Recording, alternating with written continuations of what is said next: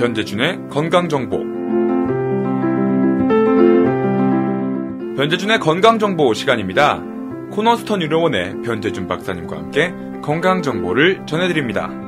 박사님 안녕하세요. 네, 안녕하셨습니까? 오늘은 또 어떤 건강정보를 전해주시나요? 네, 오늘은 매우 흔한 병인데요. 또 이 방송에서도 몇 번 이야기를 했던 것 같은데 통풍에 대해서 말씀드리겠습니다. 통풍이요? 네. 통풍하면 사실 막 엄청 아프다 이런 네, 그렇습니다. 이제 이미지가 떠오르는데요. 네, 영어로는 가우트라고 하죠. G-O-U-T, 가우트라고 합니다. 관절에 염증이 생겨서 아주 극심한 통증을 유발하는 병인데요. 네. 기록을 보면 아주 오래전부터 있었던 걸로 기록이 되어 있고요. 통풍의 별칭은 왕의 병입니다. 왕들이 아마 잘 걸려서 그런 것 같은데요. 네. 이 통풍이 고기나 술을 많이 먹는 경우에 잘 생기거든요. 그렇군요. 그래서 옛날에 이런 고기나 술을 많이 먹을 수 있었던 왕과 같은 사람에게서 생긴다 그래서 왕의 병이라는 별칭이 있는 것 같고요. 네. 그 구약 성경에 보면은 아서왕이라는 왕이 있었는데요. 2800년쯤 전 일입니다.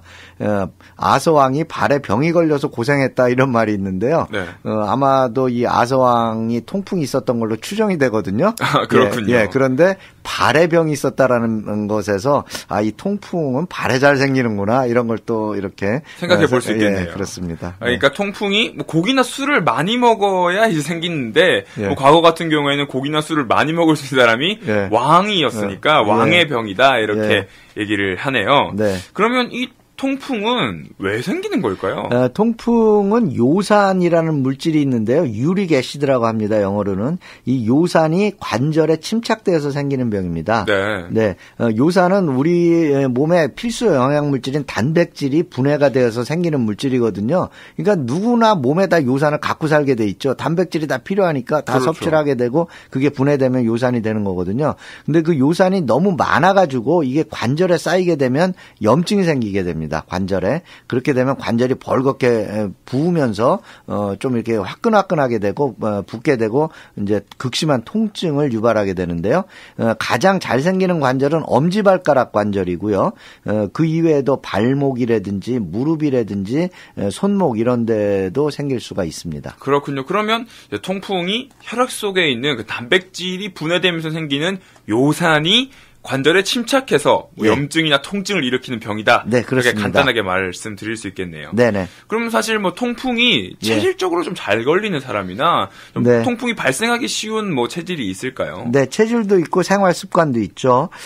이유는 모르겠습니다만은 여자하고 남자를 비교하면 남자가 더 잘 생기고요. 그렇군요. 예, 그다음에 비만한 사람한테서 잘 생기고요.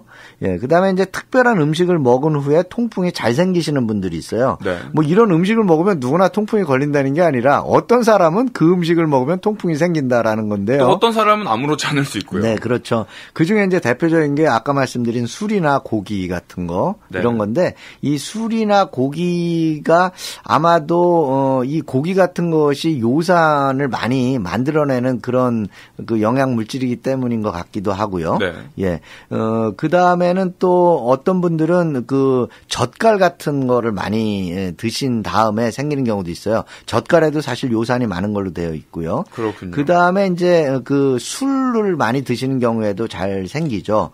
예, 그래서 어떤 분은 비행기 한국에만 가면은 가는 동안에 그 통풍이 생기신다고 했는데 잘 알고 보니까 비행기에서 항상 그 술을 드셔가지고 그 술 때문에 통풍이 여행할 때마다 생기시는 경우도 있었어요. 아, 굉장히 웃기네요. 네네. 예, 그리고 이 통풍이라는 것은 차가운 곳에 이렇게 노출이 되면 결정체로 이렇게 돼서 더 통풍이 잘 유발이 되거든요. 네. 그래서 이제 발 같은데 요산이 그렇게 많지 않더라도 발을 차가운 데 내놓고 오래 있게 되면 그 요산이라는 물질이 농도는 낮아도 그게 결정체로 되면서 이렇게 통풍을 유발하는 경우도 있습니다. 그렇군요. 그러면 뭐 발 같은 건 좀 따뜻하게 해주는 게 그 이제 통풍을 예방하는 데 도움이 되겠네요. 네, 그 통풍이 있으신 분들은 따뜻하게 하는 게 좋죠.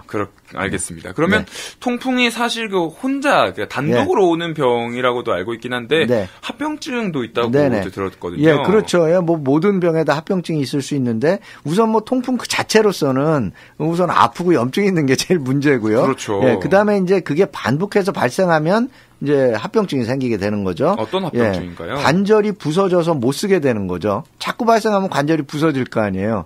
그죠? 심각한데요. 네, 관절이 부서지는 병이 있고요. 그다음에 이제 이 통풍을 만드는 요산이라는 물질이 관절에만 침착되는 게 아니라 다른 부분에도 침착이 될 수 있어요. 그래서 이게 소변에 많이 농축이 되게 되면 돌을 만들게 되죠. 그럼 콩팥에 돌을 만들게 되는 거예요.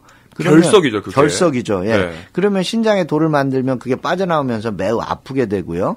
예. 그러니까 다시 말하면 통풍의 합병증 중에 하나로 신장결석이 있을 수 있다 이렇게 얘기할 수도 있는 거고요. 그다음에 이 요산이라는 것이 팔꿈치 뒤 같은데 이렇게 또는 손등 같은데 이렇게 쌓여가지고 딱딱한 덩어리를 만드는 경우도 있고요. 혹시 보셨는지 모르겠는데 그 요산이 귓바퀴 같은데 이렇게 쌓이게 되면 귓바퀴가 좀 이렇게 변형되는 그런 모습을 만들기도 하고요. 굉장히 네. 모양이 좀 안 좋아지겠네요. 네네. 그래서 통풍의 합병증은 아무튼 뭐 관절이 부서지는 것, 그 다음에 그게 다른 데 가서 요산이 다른 데서 쌓여서 뭐 이렇게 신장에 그 돌을 만든다든지 또는 다른 곳에 쌓여서 무슨 덩어리를 만든다든지 이런 것들이 합병증이 되겠습니다. 자, 그렇다면 이제 청취자분들이 가장 궁금해할 게, 네. 통풍은 어떻게 치료를 해야 될까요, 그러면? 통풍은 우선 발생을 하면 그 염증과 통증을 가라앉히는 일이 우선 돼야 되죠. 굉장히 아프다고 하더라고요. 예, 너무 아프니까. 네. 그래서 그 염증과 통증을 가라앉히기 위해서는 말 그대로 염증을 가라앉히는 소염제, 통증을 가라앉히는 진통제를 쓰면 되죠. 소염 진통제를 네, 쓰면 그렇죠. 되네요, 일단. 예, 그 소염 진통제라고 해서 한 가지 약이 소염 효과와 진통 효과를 가지고 있는 약들이 꽤 많이 있어요. 네. 예, 그래서 소염 진통제를 쓰는데 이미 잘 알려진 처방 없이도 살 수 있는 에드빌, 모트린 이런 약들이 굉장히 좋은 그 소염 진통제고요.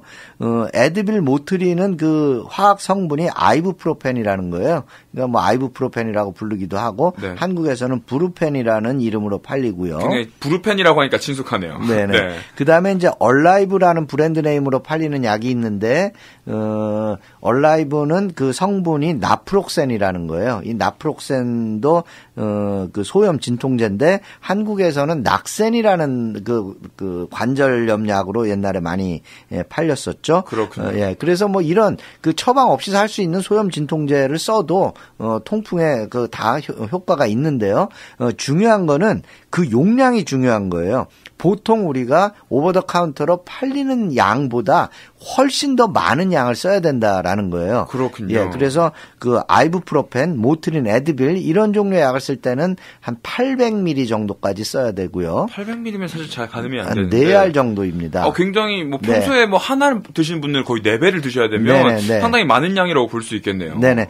처방으로 쓸 수 있는 약은 800mg짜리가 나와 있어요. 네. 근데 이제 그냥 사서 쓰실 때는 뭐 여러 개를 드시면 되고요. 그렇군요. 그다음에 이제 그 나프록센, 얼라이브라고 나오는 약은 보통 팔리는 게 한 200ml에서 250ml 정도 이렇게 팔리는데 이 약은 500ml에서 750ml까지를 쓰셔야 됩니다. 그래서 충분한 양을 쓴다면 처방 없이 살 수 있는 약으로도 소염 진통 효과를 충분히 가져올 수 있다라는 겁니다. 일단 그런데 이제 소염 진통제로 치료할 때는 평소에 이제 먹는 양보다는 확실히 네. 좀 많이 드셔야 한다는 걸. 네네. 그리고 이제 통풍에 오랫동안 쓰이던 약 중에 코리신이라는 약이 있어요. 네. 이 약도 이제 통풍의 통증을 가라앉히고 또 가라앉은 다음에 또 재발을 예방하는 그런 효과가 있어서 쓰는데요. 요즘에는 그렇게 흔히 쓰지는 않습니다. 이 약은 설사를 유발하는 그런 부작용이 있어서 흔히 쓰지는 않지만은 그래도 꽤 잘 듣는 약이고요. 아직까지도 쓰이는 약입니다. 이 코리신이라는 약은 사실은 우리가 요즘에 수박 먹으면 씨 없는 수박을 대부분 다 먹잖아요. 많이 드시죠. 예, 그 씨 없는 수박을 만들기 위해서 처리하는 화학 물질이 바로 코리친이에요. 코리친을 수박의 씨에 처리를 해서 씨 없는 수박을 만드는 거고요. 그거를 만든 사람이 한국 사람이에요. 그렇죠. 네, 그 우장춘 박사님이 쓰셨던 그 약 코리친이 통풍에 쓰입니다. 알겠습니다. 그런데 네네. 사실 관절이 부어오르고 막 통증이 막 심해진다 이렇게 하면 네. 얼음찜질이나 아이스팩을 써서 네. 통증을 가라앉혀야 된다고 예. 생각하시는 분들이 많을 것 같은데요. 네네. 근데 그 보통 원래가 이렇게 관절이 어디 다치거나 이렇게 해서 염증이 있으면 당연히 얼음찜질을 해야 되는데요. 네. 통풍은 아까 말씀드린 대로 발이 차가워지면 더 안 좋아지죠. 요산이 더 침착이 되기 때문에 통풍에는 찜질하지 않습니다. 알겠습니다. 그럼 통풍에는 얼음찜질이나 뭐 차게 하면 안 된다. 차게 하면 안 되고 뜨겁게 하면 더 불편해지고 그러니까 찜질하지 않습니다. 알겠습니다. 네네. 그럼 이 통풍을 어떻게 예방하면 좋을까요? 예방은 뭐 언제든지 재발할 수 있기 때문에 예방이 중요하긴 한데요.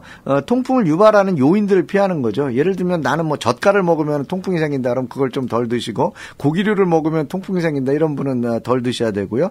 술을 마시면 생긴다 그러면 술을 좀 덜 드셔야 되고요. 네. 그다음에 이제 적정한 체중을 유지하는 것, 그다음에 발에 통풍이 자꾸 오시는 분들은 좀 따뜻하게 유지하는 것, 이런 것들이 예방 방법이 되겠습니다. 알겠습니다. 그러니까 요산을 발생시키는 이 요인들을 제거하는 것이 중요하다. 네, 그렇습니다. 네. 그러면 통풍을 마지막으로 이제 통풍을 예방하는 약이 좀 있을 것 같은데. 예.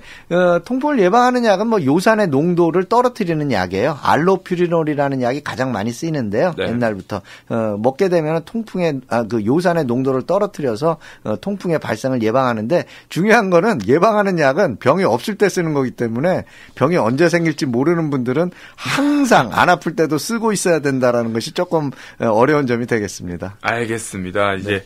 오늘의 변재준 건강정보 시간은 통풍에 대해서 알아봤습니다. 변재준의 건강정보 시간, 코너스톤 의료원의 변재준 박사님과 함께 통풍에 대해서 배워봤습니다. 박사님, 감사합니다. 네, 다음 시간에 뵙겠습니다.